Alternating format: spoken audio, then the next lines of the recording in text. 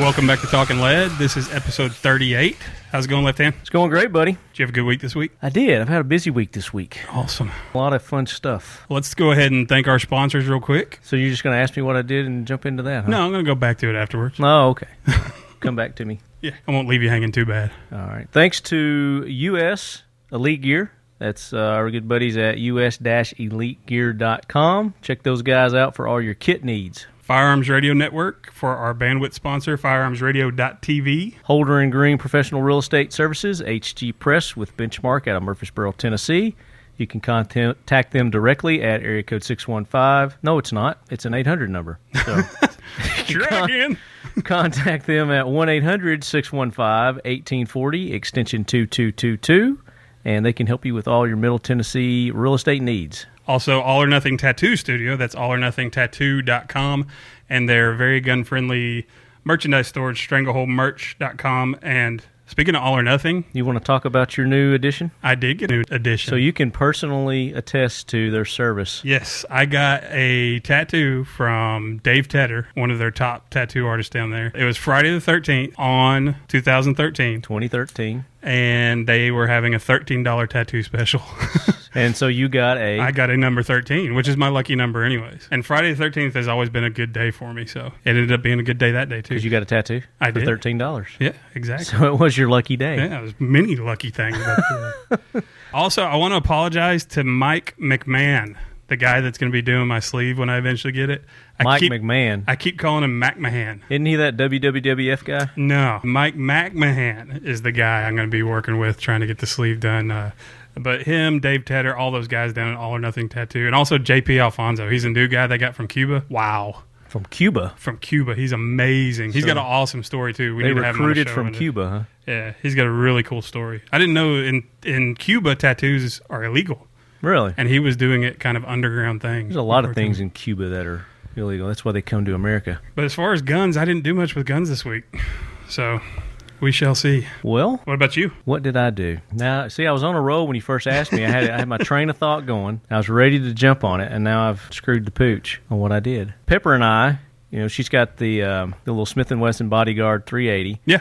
And she's been just super covered up, busy, but we've been trying to get her a holster. So we went and we were shopping around for some holsters this week. And although we didn't find her a carry holster, we did find her a nice little pocket holster that she can put it in her purse, and at least it's not just sitting there fumbling around in her purse. But she is now dedicated to carrying every day. So, she's got her permit, and we've taken the next step. We've got the holster for her.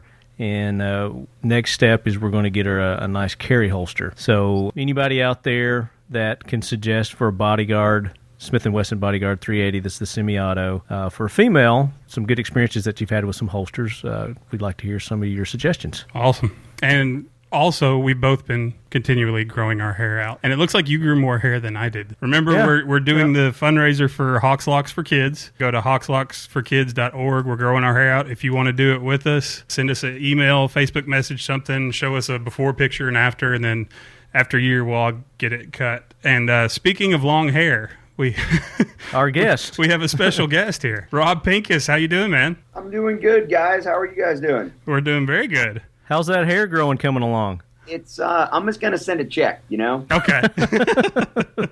That'll work. Yeah, I'll send you maybe a bottle of Rogaine I had in like '95. Nice. I gave up on something. I'll contribute in some way, but it's not going to be any locks. That's the spirit. Even though you may not be doing the hair growth thing, there's still ways you can contribute and make it happen. Absolutely.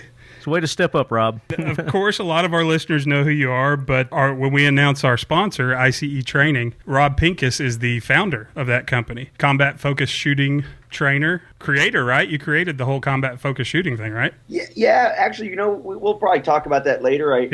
Exactly how that creation happened. This is our 10th anniversary of CFS, and I'd love to talk a little bit about the background of that. We've got a whole team of guys who really have helped incredibly with the evolution of that program over the last 10 years. What did you get to do with guns this week? Probably a lot, right? Let's see. So this week, actually, no, it's funny. I'm in the middle of my Bad States tour. So I'm in New York right now and teaching in New York State over the weekend. And I was in Massachusetts there with the Gun Owners Action League, and I was teaching there and did some great classes. And then the week before that, I was in New Hampshire, which is obviously a very pro-gun, a very good gun state. Mm-hmm. And so, as usual, I don't get to shoot all that much, but we did some great time on the range and lots and lots of students. We had 4 full classes and 1 advanced class that was actually run at a new to help form a new training community at a range that's existed since 1906.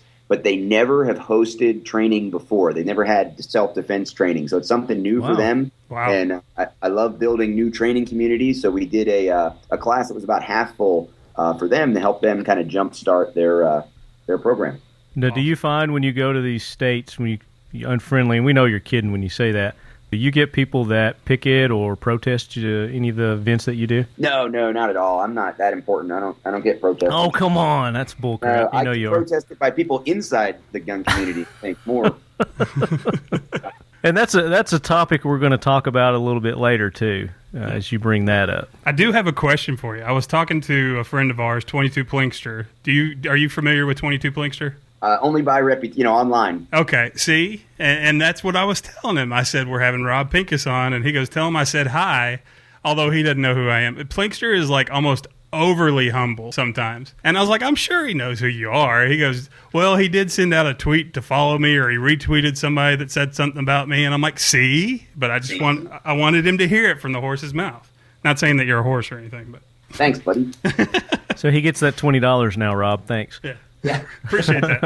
I'll split it with you. Hoorah, Semper Fi, do or die, hold 'em high at 8th and I. It is time for the talking lead jackwagon of the week, so brace yourself, baby. So, this week's jackwagon. We've got a lot that we could go with on them. There's all kinds of ways we could go with this jackwagon. You want to do yours first or mine? Let's go ahead and go with yours. Okay. Well, we went back and forth on who to throw on the jackwagon train, especially with the Navy shipyard shooting. Everything that went on with that. Was it going to be the shooter? Was it going to be whatever? But we've decided that we are going to put the VA system on the jackwagon train this week. Because, 2 years prior, he went to the VA, said, I'm having issues, I'm hearing voices. He had a whole history. Yeah. I mean, it's been several times. It just seems like he fell through the cracks. The days leading up to that, where he called the police 2 or 3 times about him hearing voices and people chasing around with microwaves, keeping him awake at night. I mean, there's a whole slew. I've read this story. I don't know how much truth there is, but he actually shot the tires out of one of his neighbor's car because they parked wrong or something. That was, another story. Again, it's from the media, so most of them have confirm that story. So, sure. Yeah, I mean, that's probably true. But the bottom line is this guy had a whole history of things that should have prevented him, one, from getting any kind of clearance into that naval base whatsoever. So, not just the VA, but, they're a good one to put on there, but there's a whole slew of people that... Yeah, Rob, did you have anything to say about the first jackwagon there? That whole situation, is just so much going on there, and clearly there's a history that should have been acted on that we can see in hindsight.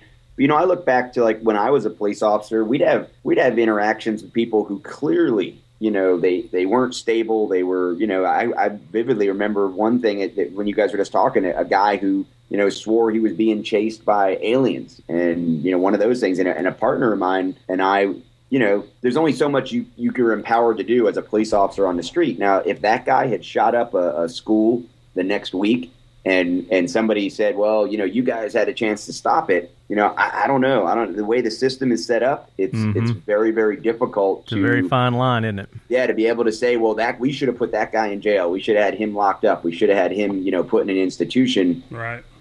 When he wasn't hurting anybody at that moment. Now, on the other hand, this shooter, clearly, the fact that he was shooting up tires and supposedly, shot into a wall or into a ceiling. Yeah, up into the ceiling. Yeah, up to the next floor of the apartment complex. I mean, there was a lot. And what I've tried to get guys to understand is this is about demonstrated histories of or propensity for violence. That's what we need to focus on, because I know there's a lot of veterans out there who are very, very worried about the issue of PTSD being drawn into the issue of mental health and the restriction of firearms rights. And I think there's a huge, huge, huge difference between somebody who just says, look, I'm not right now. I need some help. I'd like to talk to somebody. whether that's counseling or medication or even just, an examination, people should not be afraid of getting that help. And especially our veterans, we need to have them get the help they need. And that's very, very different than a demonstrated propensity for violence, in which case, yeah, of course, if someone's, taken violent action against other people completely out of nowhere, we need to make sure they're not getting their hands on firearms, they're not driving a car, and maybe they're not even out on the street until that gets better. Or, if it's not going to get better, it's not going to get better. But there has to be a wall in people's minds, a rational, intelligent conversation between dealing with the mental health issue and not being afraid that this means all of our veterans are going to get their guns taken away. They're going to have their rights taken away. And you bring up a great point there, Rob, and we've talked to a couple of our friends that are veterans, and they flat out said they were afraid to go in and talk to anybody about after their battle experiences because they were so afraid that they were going to get labeled with PTSD and have their gun rights taken away from them. Just the thought of maybe just mentioning it to somebody to try to talk about their issues and problems that they were having. They said that they've just seen it happen so much that they're just automatically labeled with the post-traumatic stress disorder, and there's got to be something done about that. And that's where the Intrepid Fallen Heroes Fund that we've talked about on the show a couple times, that's what they're doing. Is they know that there's kind of a disconnect with the VA and PTSD in certain situations there where somebody will go in and they've got an issue and the VA just kind of puts them into the system and they sit back and wait. And what they're doing is they're building separate mental hospitals next to huge military-based hospitals specifically for traumatic brain injury and PTSD, to where if you or I are a veteran and we walk in, we're like, hey, I'm having some crazy thoughts, voices in my head, I shot up my neighbor's car. They take you in right there. They've got the top of the line brain scan, psychiatrists, psychologists, neurosurgeons, everything you need, and you're in their system from the moment you tell them that. So that's a really good organization too. And they don't have to worry about all this going to another agency and then them losing their gun rights. And I think that's part of the concern, but at some point, I mean, we can't pretend that there are no veterans who shouldn't be around guns. Like, we can't pretend that either, because we know there are police officers, there are priests, there are veterans, there are people in every job description you can think of who could be violent tomorrow, and we've seen that in the past. And people talk about, how do I screen people to take a combat focused shooting class, for example? Do I require a background check? Do I require a statement of good conduct from a local politician or whatever? All of those things to me are so superficial and so meaningless at the end of the day, when we know that we have had, look what happened at Fort Hood. Here's a military officer in the mental health arm of medicine. Yep. Who's going to screen that guy? So I think that we have to be really honest about that and know that maybe a couple of those guys, I'm not a big fan of the blanket. We promise you're not going to get in any trouble, or you're never going to get your guns taken away if you come into this building. Guess what? Some of the people that are going to go to that building, we need to take care of them. And we need to make sure that their families and their neighbors and their communities are safe if somebody's having problems. And that's a hard conversation to have. And people can misquote that or take that the wrong way. But all I'm trying to say is there is a responsible way to deal with this conversation without fear, but it has to be honest. Yeah. Exactly. Yeah. So my jack wagon, and I can't let this go. It's got to be said. Just the sheer irresponsibility of the media again in the reporting of this, and them trying to be, the first one with the breaking story. The first thing you heard was, he's got an AR. He had an AR. He was using an AR.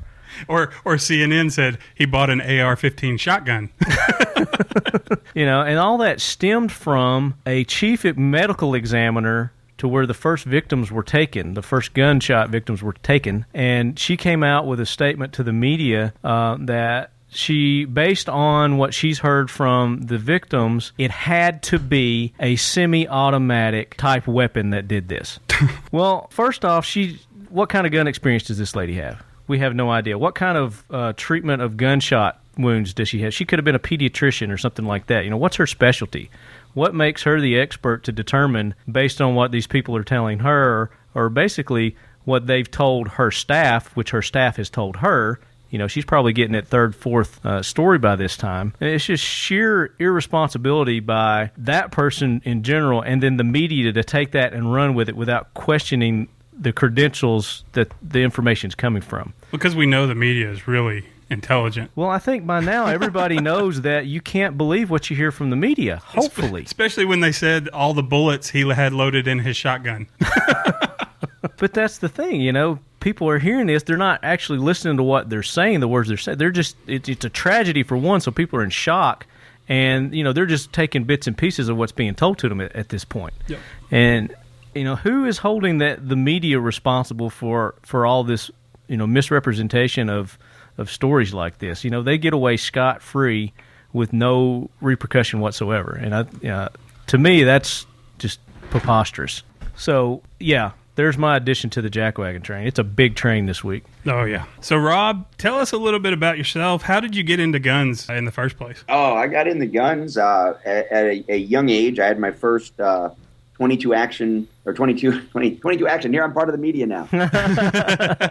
22 long rifle bolt action rifle, about 6 or 7 years old. I had a BB gun before that even, so about that time, I guess. But my history of firearms really started with an access to responsible introduction because my dad was a police officer. So with him having, some idea of firearm safety and competency, I think he was comfortable at whatever point introducing me to firearms. But, the family lore is that I was really interested in it. And we certainly don't have, there was no traumatic event. There was no issue of somebody else in my family being a diehard shooter for my dad. The firearm was really just part of his job. It was part of his equipment that he had. But I definitely was interested in them. And from a very young age, interested in the context of what he did with firearms and then military use of firearms and, what eventually would turn into the issue of personal defense more for me than anything else. But I was back home several years ago and at my mom's place and ran into a former neighbor who had been on a SWAT team with a local city, and they were the first SWAT team to get Glocks in the country. And and that that's the legend anyway. But so the Atlantic City SWAT team, Atlantic City Police Department SWAT team had these Glocks very, very early. Like still late 80s, 87, something like that.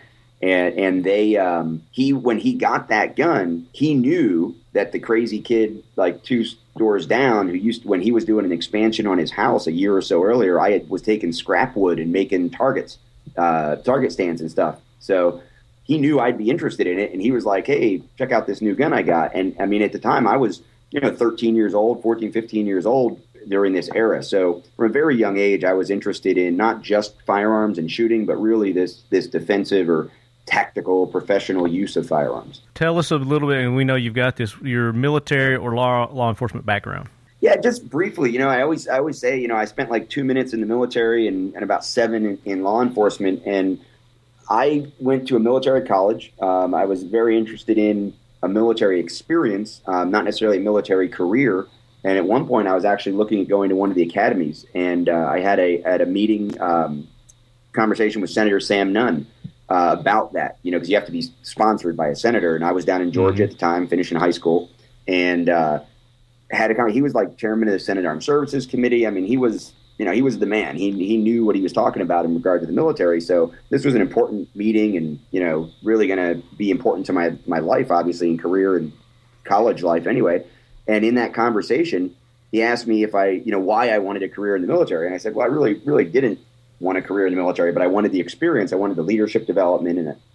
And he recommended that I take a look at a school in Vermont called Norwich University, which was the birthplace of ROTC. It's the oldest private military college in the country. It's almost 200 years old now. And he described it as, at the academies, you have about one military representative for every 30 to 50 cadets telling you what to do all along the way and kind of grooming you for a position inside of that military machine. And at Norwich, you have, 1,200, 1,300 cadets, and there's like 6 people in the commandant's office, and it's a cadet-led corps.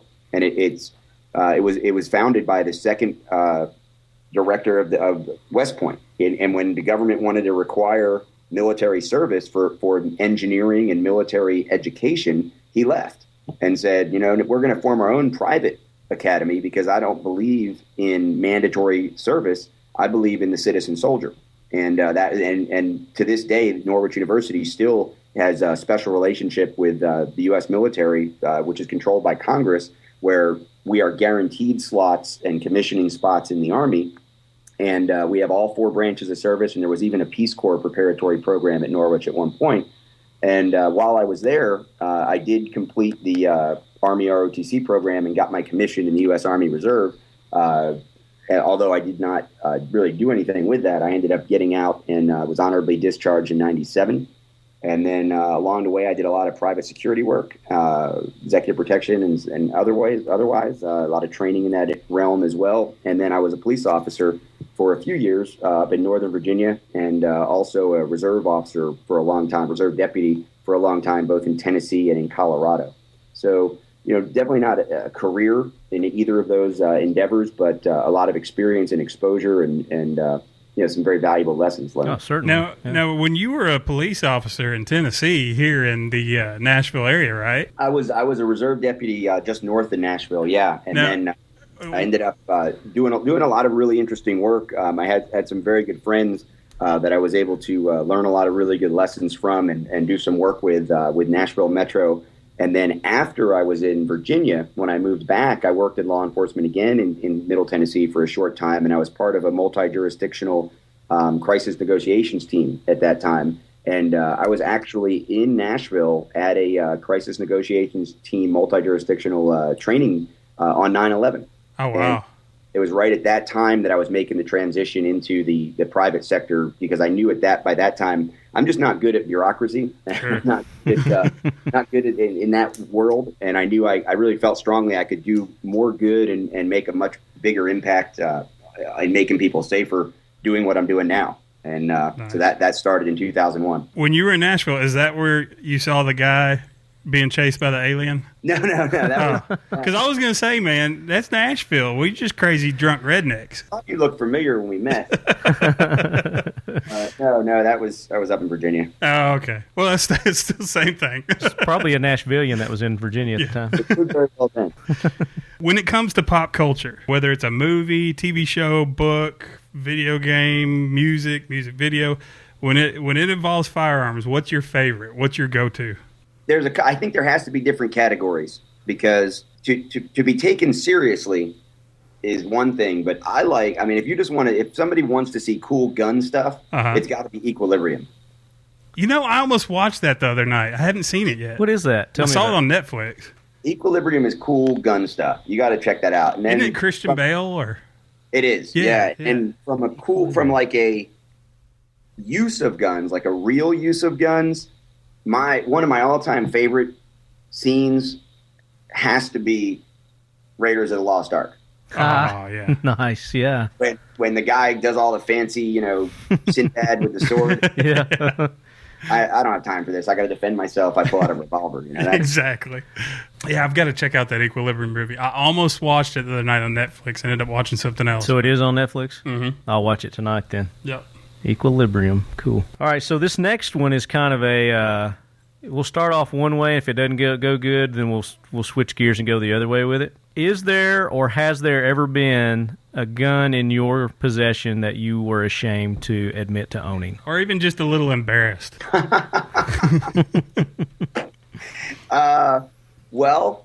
Yes, because obviously two things jumped into my head really quick. So I did at one point, and now I can't even remember now what it was. I had it was a 1911 copy from South America somewhere. The llama? The llama, that's what it was. I had a llama. Yeah. Reaper 03. Yeah. And now I actually, Norinco at one point was for a guy on a budget, that was a good gun to use as the basis for building your own gun. And I still to this day have a gun that I put together myself. The only 1911 that I really just kind of went from nothing to a gun worth having with nothing but parts on a frame and slide started as a Norinco, and then and that was like 95, I don't know, something like that. So I hold the Norinco in higher esteem than the Yama. Do you still have the Norinco?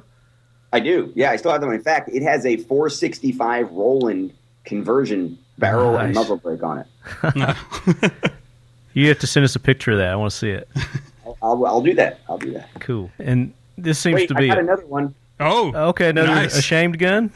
I have a copy of a baby Browning, which is like stamped aluminum. I don't know what it's silver, and it has like fake mother of pearl grips. Yes.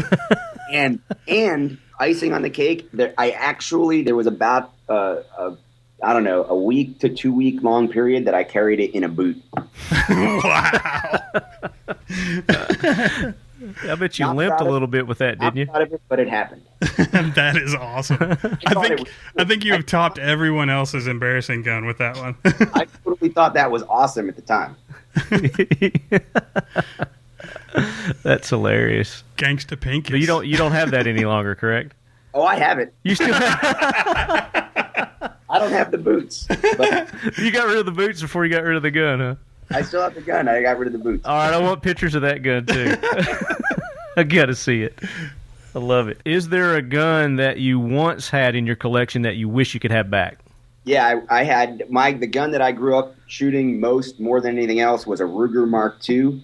From the ages of, like 10 to 13 or 14. Mm-hmm. And I wish I still had that. And I sold it when I was in college and really wish I hadn't, and since then I have the other Ruger 22s, but I wish I had that exact one. Yeah.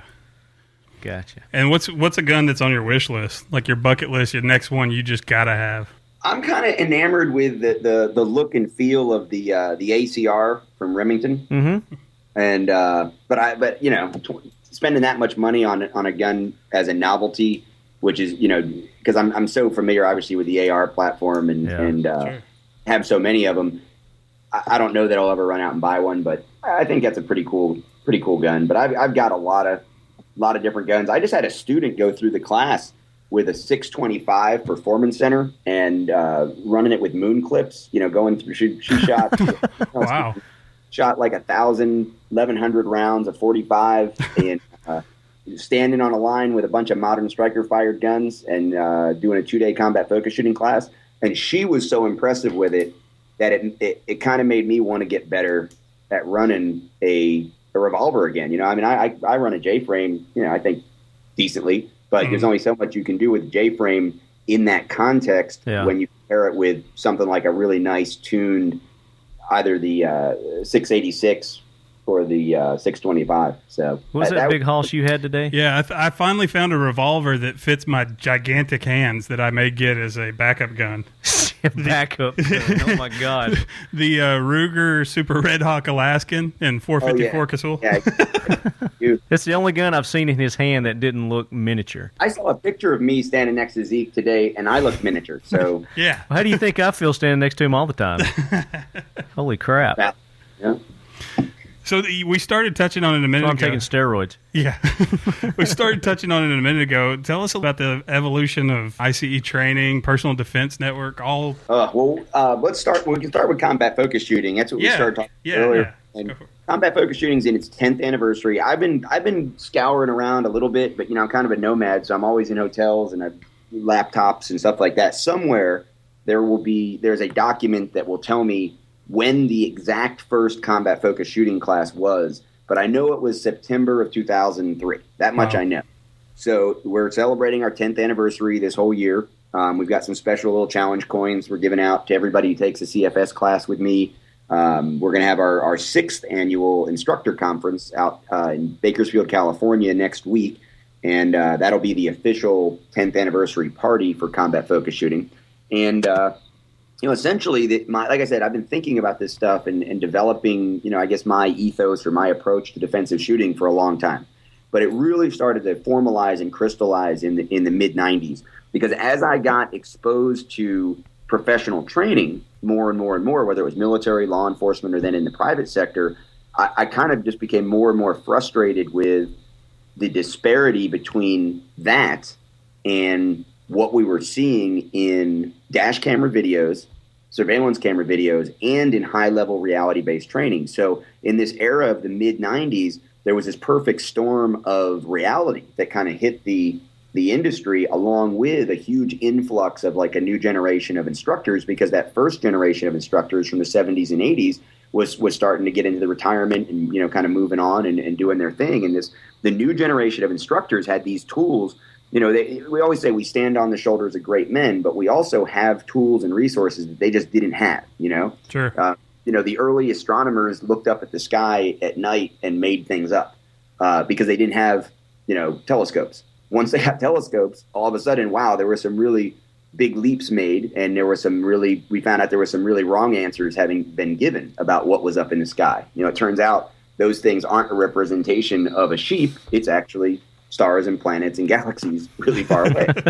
So the guys that had the best of intentions and were doing the best they could at some point, it turns out that, you know, some of the things they were doing really have no application in real world defensive shooting. So when the dash camera videos, which, you know, in that analogy, that's the telescope, when we start seeing actual fights, you know, we know the research is there. We know people don't form memories the same way when they're in a fight as they do when they're in training, or they do when they're sitting around just talking, or like we are right now.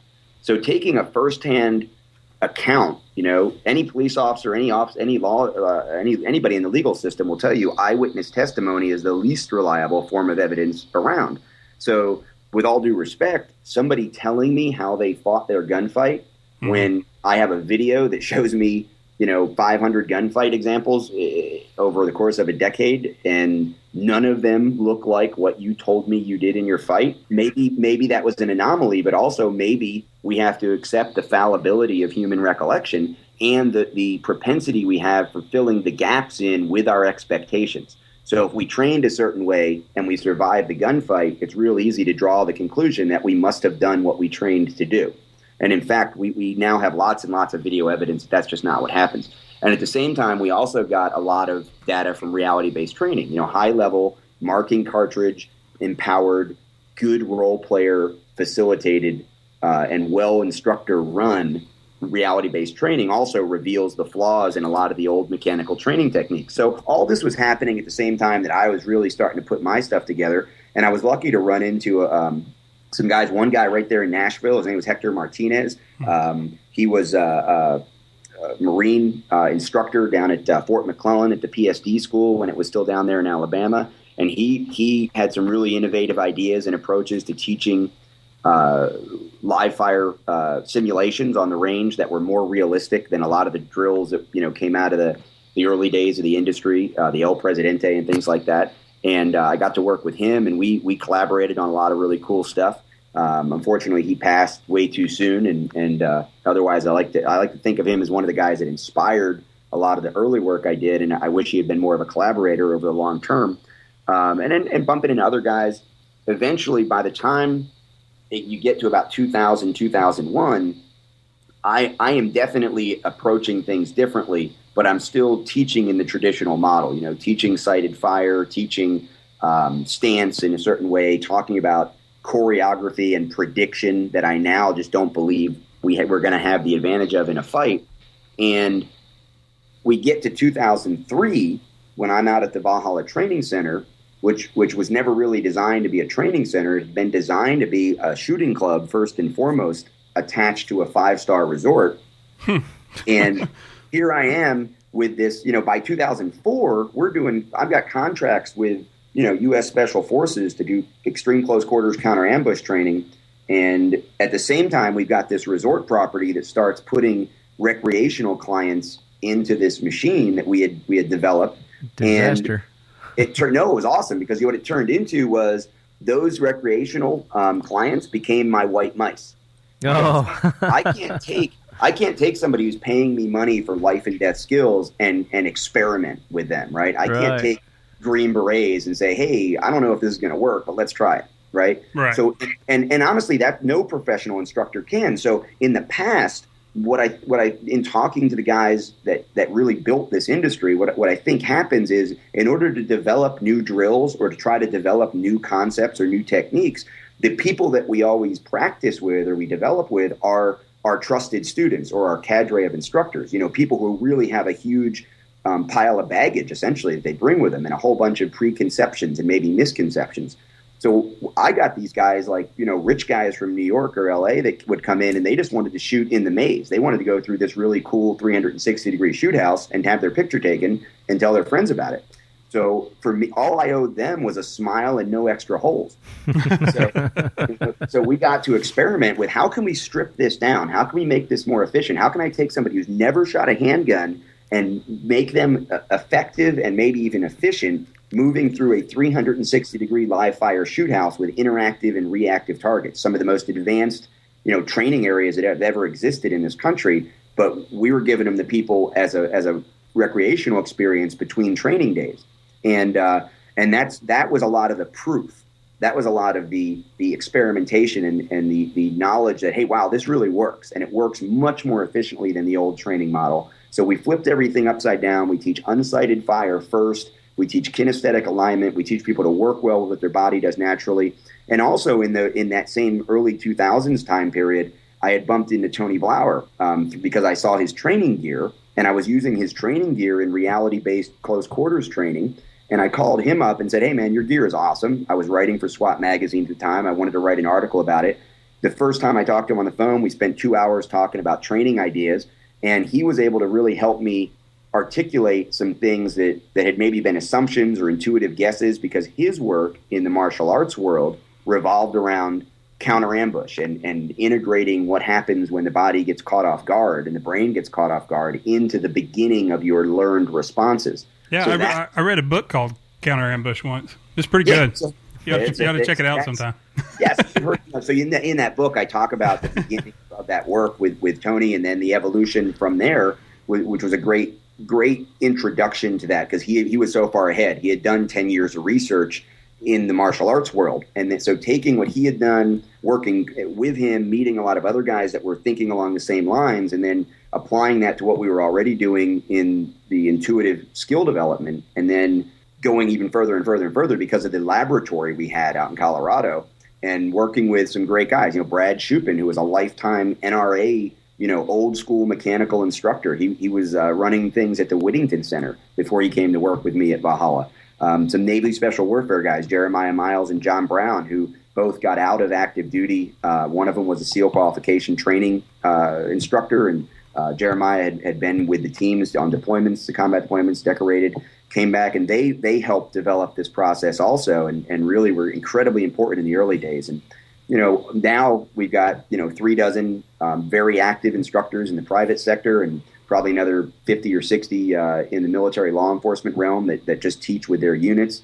And the whole team is constantly evolving and pushing and asking questions and challenging the material. And obviously we get a lot of challenge from the industry because we are teaching something that's different. It's not the way it's always been done. And in our world that isn't always accepted. So we get a lot of constant challenge, and that's why our kind of catchphrase for the 10th anniversary is still evolving, because we are. Really?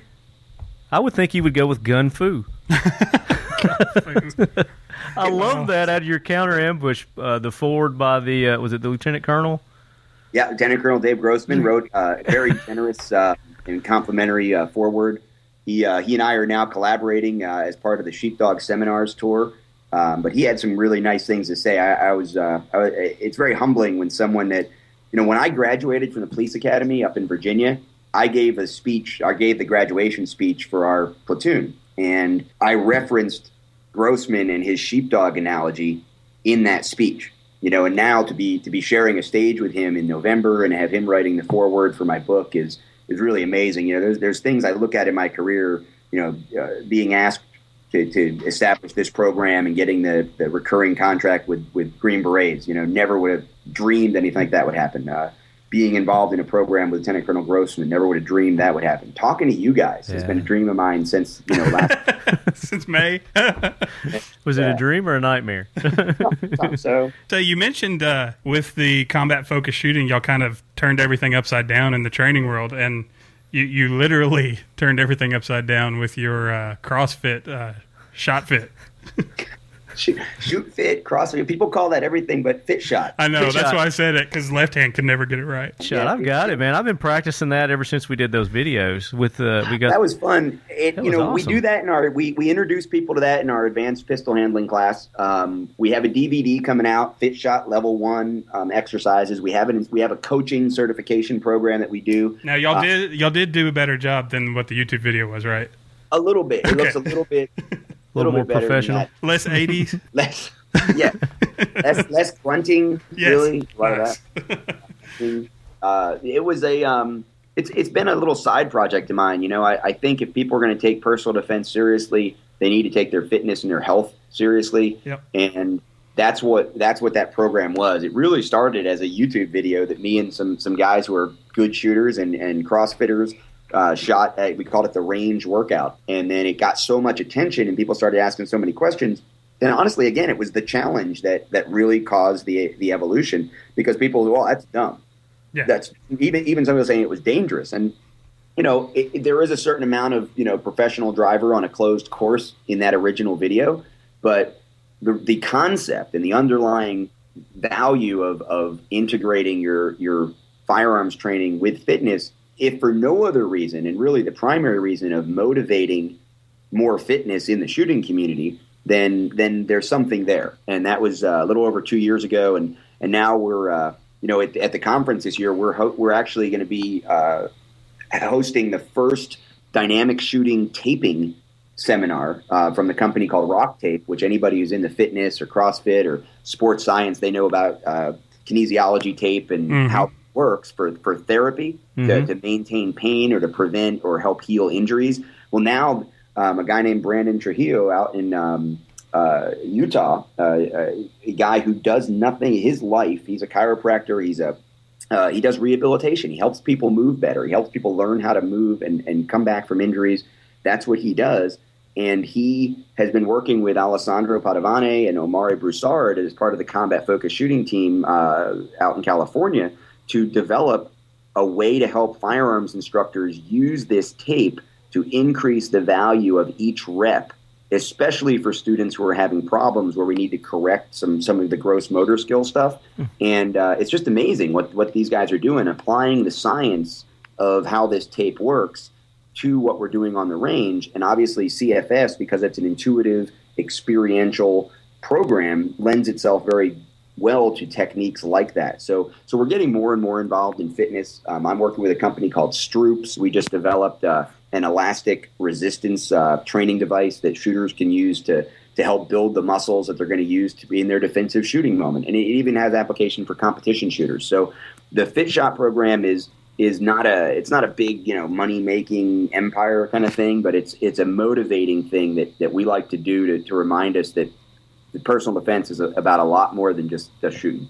Well, all joking aside, I mean, we had a blast doing those videos, and we had a little joke at the end of them. But I tell you what, just from doing those crunches and the sit-ups and then the squats, I had a little revelation. I need to get in better shape. And I think it was you that even said, how are you going to be able to jump up and defend yourself when you can't even jump up off the couch from eating your Doritos to I love Doritos. Yeah. Or maybe it was Cheetos. I could be wrong. Right. But But yeah, more than you know, Rob, that hit home to both of us, and we have both started gotten back into our physical fitness regimes. Awesome. Well, my daughter, of course, she lives in Nashville, and you met her, and she's going off to get her CrossFit coaching certification sometime within the next few months. We're going to try to get her through that. So we'll send her over there. That's not easy to get either. That's tough.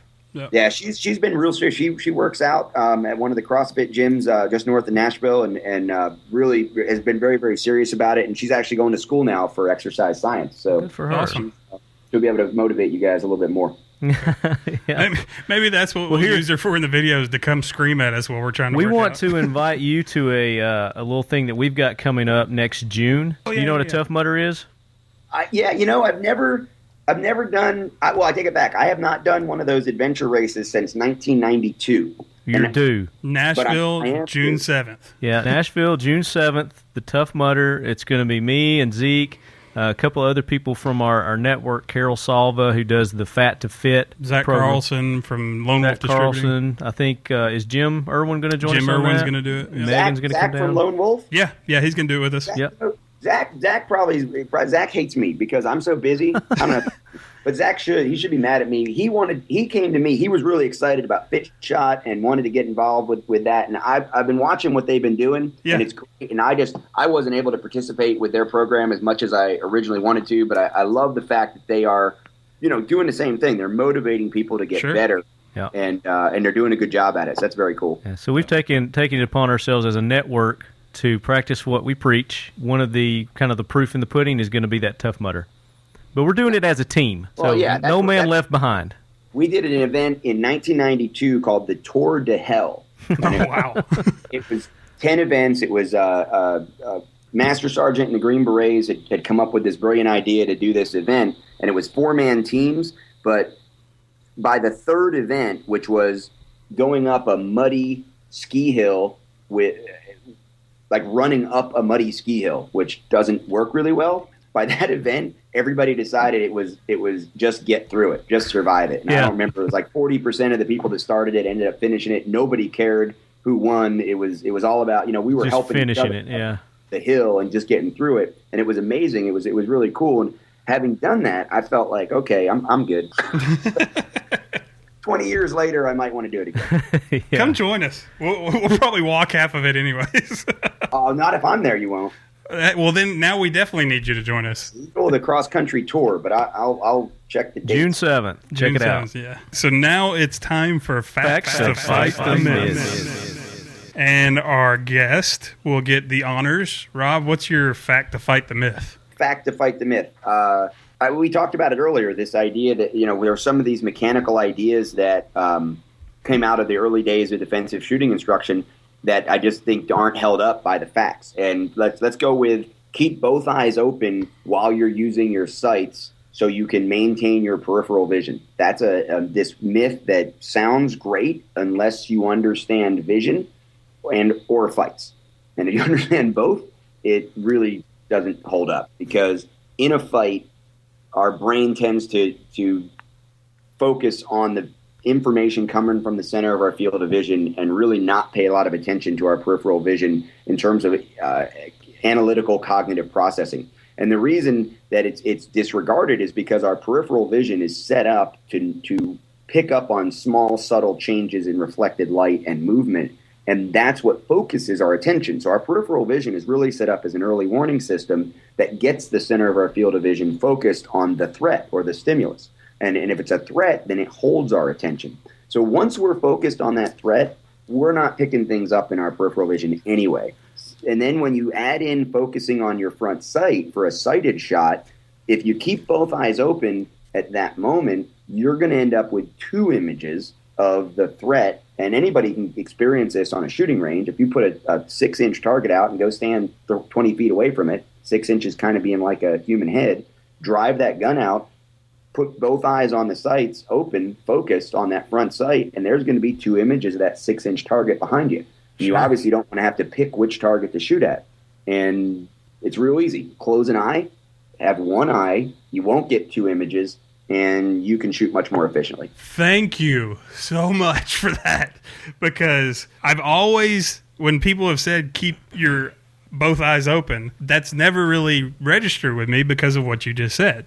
Yeah, physics and anatomy are cool. Yeah, your peripheral vision is gone when your adrenaline starts flowing. And so if I can shoot better with my dominant eye only open, why am I learning to shoot with both eyes? But we're not the experts, so I've just listened to people say it, and I'm kind of like, okay. Well, you've even seen those competition shooters. They've got those little blinds that they put over their eyes sometime, too. Yeah. Yep. Even though they keep their eye open, they've got that there. A lot of that has to do with dominance. Like a trap shooter will put scotch tape over that left eye. So you still have both eyes to pick up the bird, but when it comes to fine focus on that bead, your brain's going to default to the eye that doesn't have the blurred side of the lens going through it, even if your brain normally prefers that other eye. Because eye dominance is misunderstood a lot too. And the fact is, it's not like you're blind in one eye. Right. One eye is 5% better. Right. So you obscure that vision a little bit. It's a whole hell of a lot easier to just shoot with your right hand if you're right-handed and you're trying to do sporting clays than it is to learn to shoot left-handed. But in order to keep your brain from sort of screwing you up, you just fog up that other lens. Or you get a cataract. Yeah. Yeah, that's left hand's easy way out. That's my easy way out. I've got a cataract. I don't need that Scotch tape. Yeah, I mean, I experienced that when I was shooting skeet 2-3 weeks ago. I was trying to keep both eyes open, and I wasn't hitting the broadside of a barn. Yeah. And I was like, you know what? I'm left eye dominant, but I'm going to go ahead and close my left eye, put my right, because I'm right-handed. Sure. And I started hitting every single bird that went through there. And I was like, you know what? Okay. Physics and anatomy. Who knew? Yep. Well, my fact to fight the myth, I'm going to stick with the training thing since Rob's here with us. The myth being, I don't need firearms training. I've been shooting since I was a little kid. I hunt. I read books. I watch TV shows. That's a myth. We've learned from, whether it be Rob or James Yeager or Aaron from Sage Dynamics, you never can learn enough in firearms and personal defense training. Every class you go to in every single school, you're going to learn something different that's going to benefit you in some way. So it's the only way you get better in anything in life is you've got to constantly want to learn something new about it. Yep. Just like you keep referring to Paul Markle, which he's a good source, is you got to be a student of the gun, and that means constantly learning and improving. And speaking of Aaron, this is kind of going to be my segment for the fact to fight the myth. We had Aaron Cowan on the show last week. You know who that is with Sage Dynamics? Sage Dynamics. Talking to me? Yeah. Oh, talking to you. Yeah, I'm talking to you. Having a conversation. Yes, I do. You can debunk this myth or not, but appendix carrying is dangerous because you're going to shoot your junk off. I'm not. We're just trying to create a little debate between you because he was like, you know what? I love Rob Pincus. I agree with everything. We teach a lot of the same things. And I was like, yeah, cool, except for appendix carry. Luckily, I have a video at personaldefensenetwork.com that people can take a look at. I think it's like anything else. You can do it wrong and you have a problem. But at the end of the day, if you do it right, just like carrying anywhere else inside the waistband, it's not any more dangerous. And in fact, it may very well be a lot safer because if you think about it, how many of us have seen that person that's carrying at the 4 o'clock or the 5 o'clock who covers their entire torso because they have that gun angled in every time they draw or put the gun back in the holster? Mm-hmm. True. Because you have to cross your body because you're carrying the gun behind you, the propensity for that to happen is obviously much higher. However, with appendix carry, when you draw the gun straight up out of the holster, the muzzle is already aligned in front of your body. So it's almost impossible once the gun's out of the holster for you to cover yourself. So if you're using a good holster and you're using proper technique, I really think appendix carry presents a much lower likelihood that you will shoot yourself in the junk or otherwise. We're going to have both of y'all back on the show for an appendix carry episode. And the just get like a nice battle. Little debate going. Actually, that's another reason I wanted to start getting back in shape because after we did those videos with you, I tried to start appendix carrying. Well, it was all fine and dandy while I was standing up. But as soon as I sat down, my gut just dug right into it. And I was like, okay, I got to lose some weight before I start doing this. Historically, I only used appendix carry when I was going to be in a crowd situation and wanted to maintain kind of obviously a low profile and not worrying about anybody bumping into me. And several times in like executive protection situations where I was not in a suit, not in a high profile thing, but in a low profile thing, trying to blend in with just an untucked shirt covering a J-frame or a small Glock in the appendix position. So I always saw it as like a specialty novelty position for that specific, time. Mm-hmm. And really only in the last few years, seeing other people using it and then starting to see a lot of students use it. I'd say I probably switched to doing that exclusively, 2 or 3 years ago, I guess, maybe. But it's amazing how we evolve. It was something that I saw at one point and thought, wow, that just doesn't make any sense in general, but there's a time and place for it. Or even things that I've thought, wow, there's no place for that at all. And then realize, wow, how wrong I was. And we love you, Aaron. We're not throwing a jab at you. We're just getting two sides of it. Aaron's a good guy. We like him a lot. Yeah. And I've started doing appendix carry when I'm in a standing position. But if I go to sitting, I'll move my holster back over to my side. I think that creates some issues, as far as consistency. I like to see people carry in one place and maximize the value of their training and their consistency. So if appendix isn't right for you, then appendix isn't right for you. Like I said, I've evolved a lot. But it's a matter of comfort for me, though. When I'm standing, it's more comfortable when I move it over to the appendix. But then when I'm sitting, like if I'm driving or something like that, then I scoot it back over to my side. And are you putting it at like the 3 o'clock, or are you moving all the way back to 4 o'clock? It's just a little past the 3 o'clock. Yeah. Not much, but I can still get to it just fine.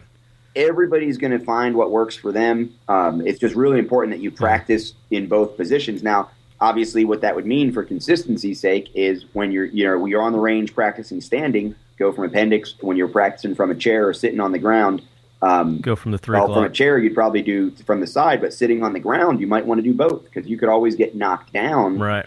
Be in a seated position on the ground, and have to go from her appendix. Last week, we had a trivia question from Aaron Cowan, Sage Dynamics, from one of his YouTube videos. The answer was tap rack on a double feed malfunction. That's the answer. Quoted answer from the YouTube video. And the winner was Justin A. Justin A., if you could send us your contact information and we'll make sure Aaron sends you that DVD out. Just send it to talkingled@gmail.com. I know you had some issues with the email before. And you know what was pointed out to me? What's that? We did that little after reel kind of thing at the end of I was playing the video during You're playing the video in the back, and the answer was in the back. Our buddy at the Armory told me about that. Yeah. He told me too. This week, we're not going to have a trivia question because we're doing something to help our buddy Rob out. And he's wanting to see his Facebook page hit 20,000 likes. The gauntlet's been thrown down. He's challenged us. Yeah, okay. I was trying to make it sound nice. He challenged us. No, he challenged us. The gloves are off, so we've got to prove him. We've got to prove ourselves. So, Leadheads, you got to help us out here. He's wanting to get to 20,000 likes on his Facebook page. He'd like to see it by Saturday. Most of y'all be listening to this Friday night and Saturday morning. Yeah. What we're going to do is a little motivation. If you go to Rob Pincus's Facebook page, which is facebook.com/Rob Pincus Pro. That's right, Rob, right? That's the pro page. Yep. Okay, so Rob Pincus Pro. Click like. When you go there, post a comment saying Talking Lead sent me. We'll get with Rob after all this is done, and we'll do a drawing. And we've got a bunch of Personal Defense Network and ICE training. We're going to give you a whole slew. We're going to give you a big prize pack. Rob Pincus's books, The Counter Ambush, the Combat Focused Shooting, which you've heard us talk about today. DVDs. Got some patches. T-shirts we're going to hook you up with. A little poker chip. Guys, go there. We got to push him over 20,000 before Monday. And when we do that drawing, the winner's going to get a nice stash of good stuff from Rob Pincus. So remember, facebook.com/Rob Pincus Pro. And let's get that done for him. Show him Leadhead Nation is out there. Let's go ahead and thank our sponsors again. We've got Firearms Radio Network, our bandwidth sponsor, firearmsradio.tv. ICE Training. That's ICEtraining.us. And not ICE training. It's not ICE. It's ICE Training. Did you guys see I came out with ICE coffee now? Did you really? Did you really? I have ICE coffee because I have a good friends of mine own the Bexley Coffee Shop at home, and that is what fuels my craziness. It's my office when I'm back home in Ohio. That's awesome. Awesome. They private label, they roast this coffee that's amazing. And I really just did it kind of almost as a joke for myself and a few friends. Uh-huh. And because of all this craziness that happened this week with everybody talking about coffee and open carry and everything else, I said, you know what? We're putting it in the store. Go. Nice. So for somebody who doesn't want to be called ICE, you're going out of your way to screw people up. You screwed yourself on that one. It says, it's on the label. It says ICE coffee. Drink your ICE coffee hot. Oh my gosh. Is it a dark roast? Yeah. I'm going to have to order some then. All right. And then you can tell if you like it, then you got to tell everybody where to get it. Okay, I'll do it. And then we also have US Elite Gear. That's us-elitegear.com. Holder and Green Professional Real Estate Services, HG Press, for all your Middle Tennessee real estate needs. Give those guys a call at 1-800-615-1840, extension 2222. All or Nothing Tattoo Company, that's allornothingtattoo.com, and their gun-friendly merchandise store, strangleholdmerch.com. And I'd like to give a shout-out to our buddies at the Nashville Armory. I love those guys. Thanks to everything Nashville Armory's done for us. And continues to do for us. And don't forget, if you want to grow your hair out with us, go to hoxlocksforkids.org. That's the organization. Find out more information. If you want to do it with us, start growing your hair now. We're going to do it for a year. Or if you don't feel like growing your hair like Rob, then you can just go to those guys' website and you can donate. No? Rob, thanks for coming on, man. Hey, it's been a lot of fun. I appreciate it. I'm looking forward to doing more with you guys. I'm really proud to sponsor the show. You guys are doing great work, and you're good guys. And I hope I know you're going to be moving around a lot, talking to a lot of people at a lot of events. And I encourage everybody to get some time to hang out with you guys on the range. It's a good time. Awesome. Appreciate it, man. Thanks, bud. And as always, left hand, keep your loved ones close. Keep your firearms closer.